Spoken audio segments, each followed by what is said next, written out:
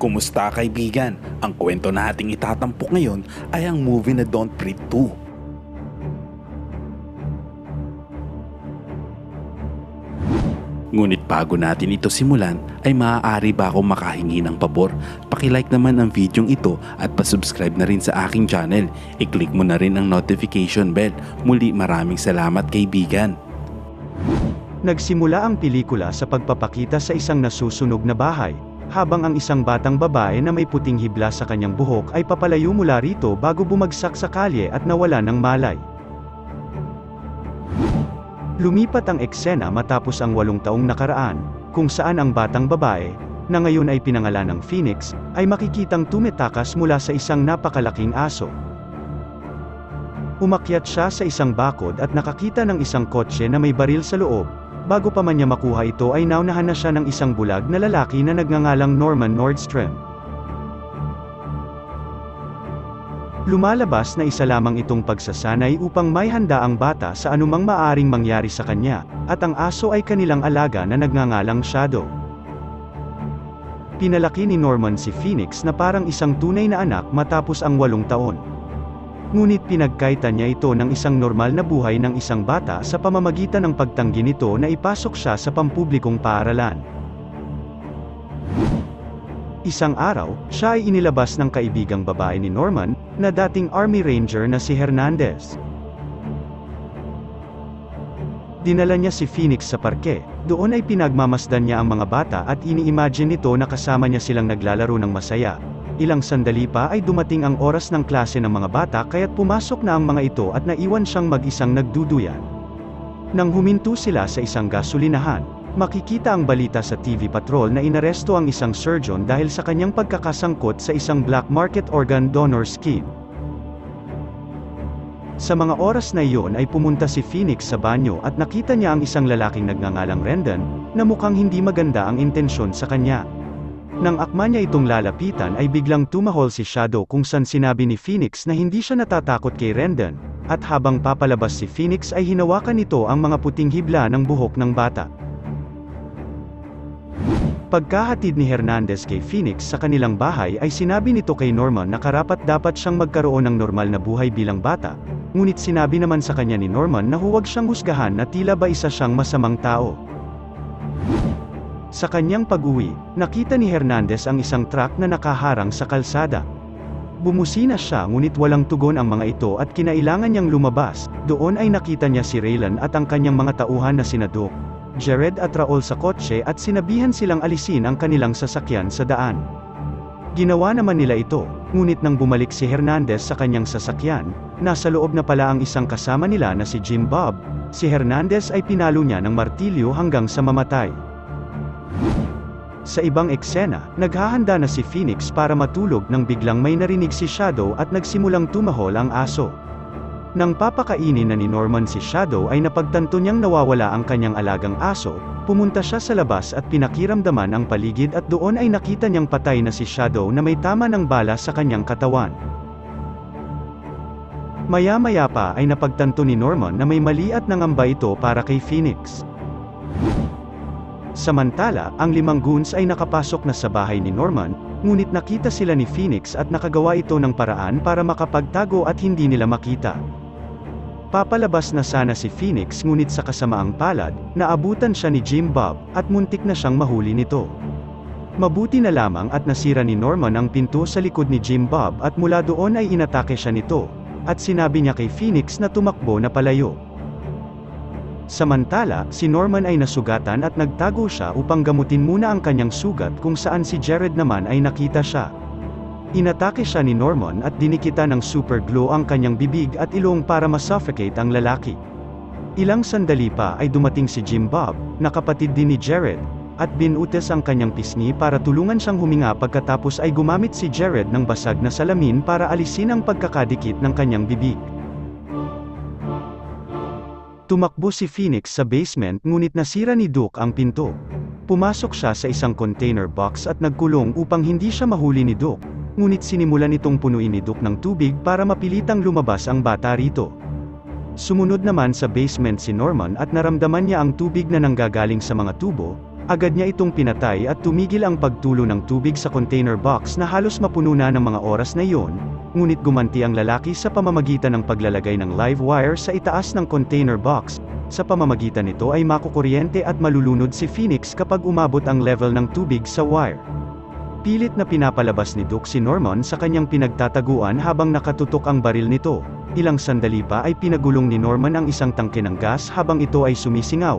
Kung kaya napilitan si Duke na ibaba ang baril niya dahil kapag ginamit niya ito ay maaaring maging sanhi ito ng pagsabog. Ilang sandali pa ay inatake ni Norman si Duke at nagkaroon sila ng matinding labanan. Habang nag-aaway ang dalawa ay aksidenteng na-open ang gripo at ito ay nagpatuloy sa pagtulog. Sa loob naman ng container box ay pilit binubuksan ni Phoenix ang lock nito, ngunit hindi niya ito magawang ma-unlock. At sa wakas ay nagawa ni Norman na hilahin ang wire mula sa itaas ng container box at nagtago siya sa likod ng isang mesa bago niya ikinaskes ang wire sa isang bakal upang mag-apoy ang gas na kanyang pinasingaw, na lumikha ng isang pagsabog na sumunog kay Duke. Agad namang iniligtas ni Norman si Phoenix at pinakawalan ito sa container box bago pa man tuluyang malunod ang bata. Habang sinusubukan ng dalawa na tumakas, ay pilit naman silang hinahanap ng 4 na goons. Sinigawan ni Rendon si Phoenix at sinabing hindi niya ama si Norman at nagsisinungaling ito sa kanya. Ilang sandali pa ay lumabas at sinugod siya ni Norman at dahil marami sila ay nagawa nilang bugbugin ang matandang lalaki. Nang makuha nila si Phoenix ay tinanggal ni Rendon ang kanyang sombrero, na nagpapakita na mayroon din siyang puting hibla sa kanyang buhok na tulad ng kay Phoenix, ibig sabihin siya ang kanyang biological father. Ipinaliwanag niya na siya ang sinisi sa pagsabog ng kanilang tahanan. At nakulong siya sa loob ng maraming taon, pagkatapos ay hinanap niya si Phoenix pagkalabas niya ng kulungan. Nang papatayin na sana nila si Norman ay nakagawa pa ito ng paraan para makatakas at mabilis siyang pumasok sa halamanan. Sa kanilang paghahanap ay nagawa namang makakawala ni Phoenix kay Jared, at nang sasaktan niya ang bata ay biglang dumating si Norman kung saan ay napabagsak niya ang lalaki at binasag nito ang bungo ni Jared. At mabilis silang pumasok ulit sa kanilang bahay. Natagpuan naman ni Jim Bob ang katawan ng kanyang kapatid at siya ay labis na nagalit. Bumalik si Rendon sa kanilang sasakyan dala ang damit ni Norman na may bahid ng dugo nito at pinaamoy ito sa kanyang aso at pinakawalan. Sa loob ng bahay ay hinabol sila ng aso ni Rendon at sa pagkakataong ito ay nagkahiwalay ang dalawa. Sinundan ng aso ni Rendon si Norman habang si Raul ay nahuli si Phoenix sa labas ng bahay kung saan pinatulog niya ito gamit ang isang panyo na mayroong pampatulog. Isinakay nila sa kotse ang kawawang si Phoenix at maya-maya pa ay sinunog nila ang buong bahay kahit alam nilang naroon pa ang kanilang alagang aso. Ibinalik ni Raylan si Phoenix sa kanyang tahanan, na isa ding drug den. Sinabi niya sa kanya na ang kanyang tunay na pangalan ay Tara at sinabi pa nito ang iba pang mga detalye sa kanyang background. Ayaw manatili ni Phoenix doon at nang magtangka itong umalis ay narinig niya ang isang babaeng naka-wheelchair na kumakanta ng isang kanta na bulaklak, na kanya ring kinakanta mula pagkabata. Bango-bango, ang bango-bango ng bulaklak. Ang babae ay ang biological mother ni Phoenix at ang asawa ni Rendon na si Vice Ganda. Dinala nila si Phoenix sa isang silid at ipinaliwanag na ang kanilang bahay noon ay isang meth lab na sumabog, at ang mga kemikal mula sa pagsabog ay nagdulot ng malubhang pinsala sa puso ni Vice Ganda, at kailangan niya ng donor at ang iniisip nilang magiging donor ng puso ay si Phoenix. Ginamitan nila si Phoenix ng isang gamot na hinalo sa orange juice ng bata, ilang sandali pa ito ay nawala ng malay. Sa kabilang banda, nagising si Norman katabi ang aso na ang ibig sabihin ay nakaligtas silang dalawa sa pagkakasunog ng bahay. Ilang sandali pa ay inihanda ni Norman ang kanyang mga gamit at itinali ang aso habang ito ang naging gabay niya papunta sa kuta ni Rendon. Sa ibang eksena ay sisimula na ang operasyon kung saan kukunin na ang puso ni Phoenix at ilipat kay Vice Ganda. Sa labas ng operating room inihayag ni Raul ang kanyang pagkadismaya sa gagawin nila kay Phoenix, ngunit sinabi ni Jim Bob na hindi maaring mamatay si Vice Ganda dahil siya ang kanilang cook sa paggawa ng drugs. Bago pa man masimula ng surgeon ang operasyon sa puso ni Phoenix, ay biglang nawala ang supply ng kuryente.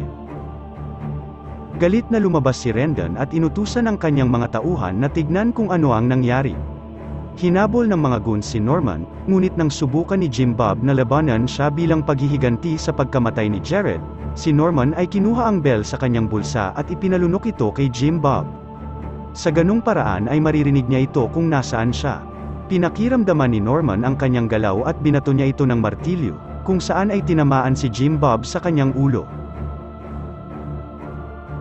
Samantala, si Raul kasama ang 3 pang armadong lalaki ay pinuntahan si Norman at nakita nila itong nakahandusay sa sahig na may tubig, at nang maapakan nila ang tubig kung saan nakahiga si Norman ay naramdaman nito ang kanilang presensya at isa-isa niya silang pinatay.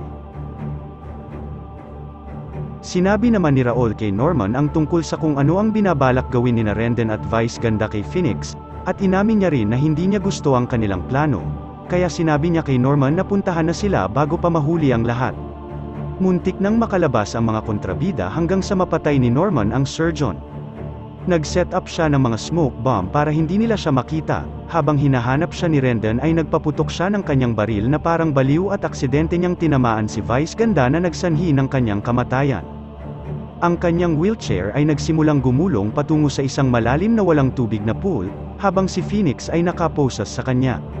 Kinuha ni Phoenix ang isang machete at sinimulang putulin ang braso ni Vice Ganda ngunit nahulog pa rin siya kasama ang bangkay nito.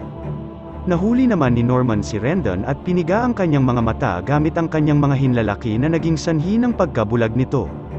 Umakyat si Phoenix sa pool, at sinabihan siya ni Norman na layuan siya habang inaamin niya ang mga kasamaang nagawa niya, na nagsasabi na siya ay isang masamang tao. Pagkaalis niya, sinaksak ni Rendon si Norman sa likod at halos mapatay niya na ito.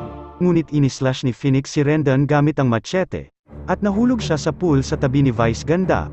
Hinawakan ni Phoenix si Norman sa kanyang mga bisig hanggang sa siya ay mawala ng buhay. Umalis si Phoenix sa building at pumunta sa parke kung saan niya nakita ang mga bata kanina at nagtanong ito kung maaari siyang sumali sa kanila. Pinayagan naman nila siyang sumali, at sinabi niya sa kanila na ang pangalan niya ay Phoenix. Bago pa man tuluyang matapos ang pelikula ay ipinakita ang aso na lumapit kay Norman, at ito ay nagpapahiwatig na maaaring siya ay buhay pa. Sana'y nagustuhan mo kaibigan ang kwentong ating itinampok. Kung magkagayon, ay baka naman pwedeng pakilike ang video ito at pasubscribe na rin sa aking channel. Kung hindi mo naman ito nagustuhan, ay pwede mong pindutin ang dislike button ng 2 beses para makasigurado ka.